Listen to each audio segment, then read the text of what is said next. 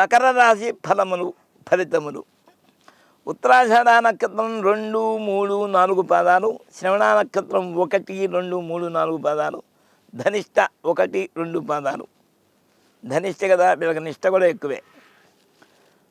ఆదాయం 8, వ్యయం 14, రాజ్యభూజ్యం 4, అవమానం 5. కొంచెం మిశ్రమంగా ఉంది. అదృష్ట సంఖ్య 9, తిరగేస్తే 6. ఈ రాశి వారికి గురుడు మే 15 నుండి షష్టమ స్థానంలో మిథున రాశి యందు సువర్ణమూర్తిగా చక్కని స్వస్థతను చేకూరుస్తాడు. గురుని షష్ఠరాశి యందు సువర్ణమూర్తి చేత ఈ రాశి వారికి వివేకవంతులవుతారు. ఉదాహరణకు అనేకమైనటువంటి పోటీలను పరీక్షలలో రాణిస్తారు. వీరు వృత్తిరీత్యా ఉద్యోగాలలో మంచి ఫలితాలు పొందుతారు. తృతీయ స్థానమందు శనేశ్వరుడి సంచారం అత్యంత సానుకూలత ఫలితాలు ఇస్తుంది.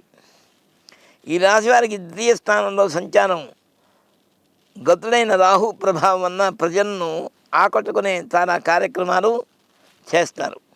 కేతు ప్రభావం అష్టమ స్థానంలో మానసిక హెచ్చులు తగ్గులను ఇస్తుంది.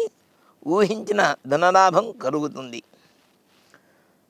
కాబట్టి ఈ మకర రాశి వారు ఎక్కువగా క్షేత్ర దర్శనాలు కూడా చేస్తూ ఉండండి.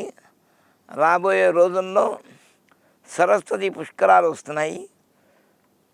ఆ సరస్వతి పుష్కరాలలో మీరు పాల్గొనడం విశేషంగా ఉంటుంది.